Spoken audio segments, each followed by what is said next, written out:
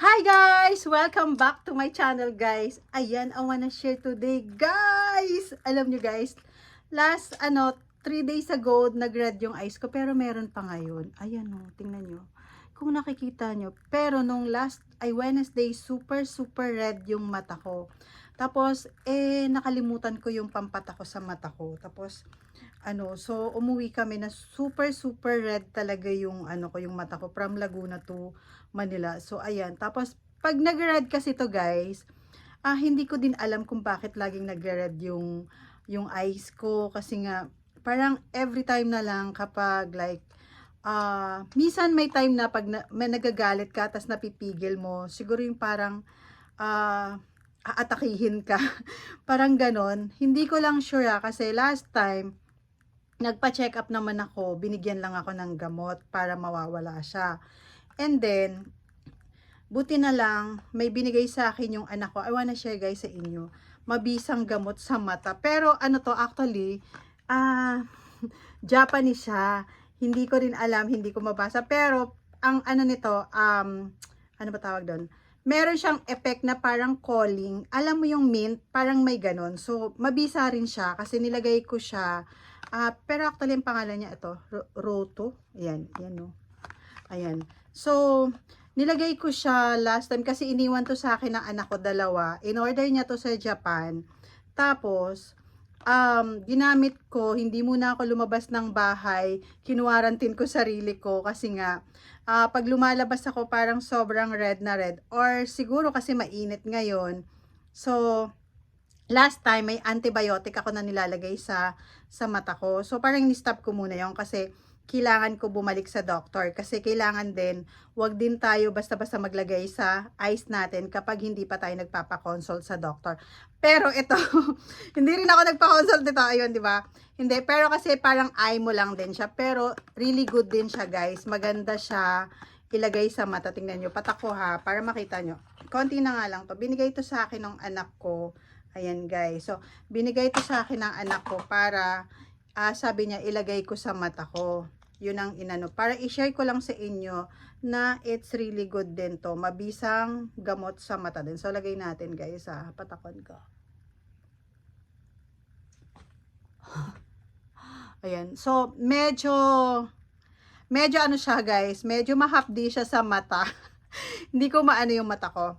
Medyo mahapdi siya sa mata pag nilagay mo. Tapos after nun, wala na. So ayan, magka-cry ka, lagyan ka ng ganyan, 'di ba? So maganda rin siya, mabisa din siya sa mata. Kasi nakita ko din, medyo hindi naman medyo, nawala na rin siya pero may konti pa din. So, in-order lang to ng anak ko sa Japan. Maganda siya kasi may calling siya sa mata. Para siyang may mint. Yun yung masishare ko sa inyo guys. Maganda siya sa mata. Maganda siyang gamot. Pampatak. Yung parang mapipil mo siya na yung may cold, ano tawag doon? Medyo malamig. Sige. Medyo malamig sa mata kapag nilagay mo. Siguro mga ilang seconds lang, mawawala din siya. Ilang seconds lang, mawawala din siya. So, mabisa din siyang pang ano sa mata. Maganda to kapag hindi yung wala pa kayong time, like for example nasa labas kayo, so medyo nag-red yung mata mo, ilagay mo na siya kaagad, may calling siya sa mata. Maganda siya guys. So yun lang masishare ko sa inyo, baka sakali din makatulong din ako sa inyo kapag nag-red yung mata nyo.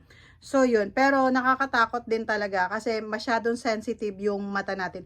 Hindi naman ako nagko-contact lens kasi never pa ako nagko-contact lens sa mata ko kapag kaso lang medyo syempre nagkakaedad na rin tayo kapag mga pero hindi naman, may mga bata rin na yung anak ko nga lagi siyang nagpapatak talaga ng ganito. Ayun, maganda siya guys, maganda siya sa mata. Yun lang guys, thank you so much for watching and ihalo-halo ko na lang yung mga video ko. Thank you so much for watching and don't forget to click the notification bell para updated kayo sa vlog ko, and maraming salamat kasi guys, kaya lang naman ako pumunta sa Laguna. Alam nyo na rin, 'di ba, vlog ko yun, 'di ba? So, ayun, kaya laging pag medyo na-stress ka, yan, siguro yun ang napipil ko sa mata ko. So, thank you so much guys. Magti-thank you ulit ako sa inyo. Maraming salamat sa mga nanonood sa akin na kahit walang perfect dun sa vlog ko. Sabi ko nga, hindi perfect ang vlog ko, 'di ba? Bye! And see ya guys. And thank you so much. And bye-bye! And God bless you all. Malapit na ang summer. Ayan. Summer na talaga guys. So, ingatan din natin yung mga mata natin sa summer. Kasi kapag sobrang init talaga, ayun guys. So, eto. Try nyo.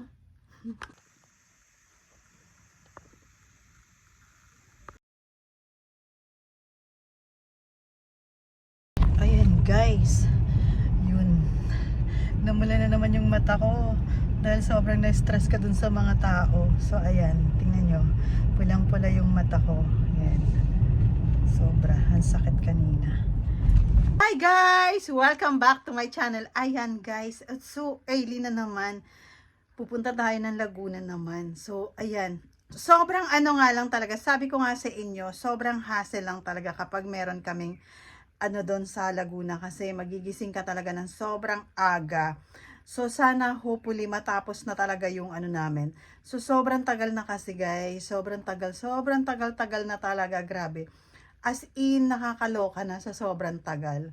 So ayun, kailangan lang talaga mahaba yung patient mo doon. So kailangan mahaba kasi punta na naman tayo doon. Sige guys, tingnan natin kung ano, matraffic ba yung daanan o hindi. Kung may stress ka ba sa daanan o hindi. So, tingnan natin. Let's go, guys!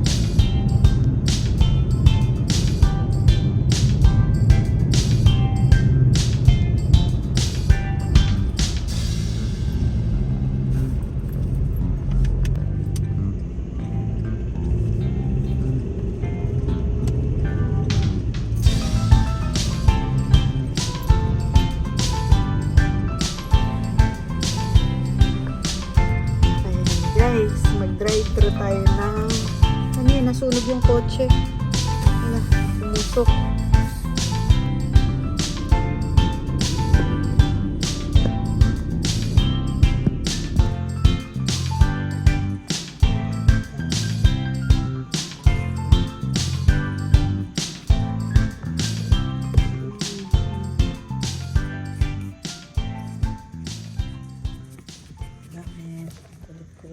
Gusto mo naman tumakas ha. Kukulit yun, nagkagulo na kayo. Secret na.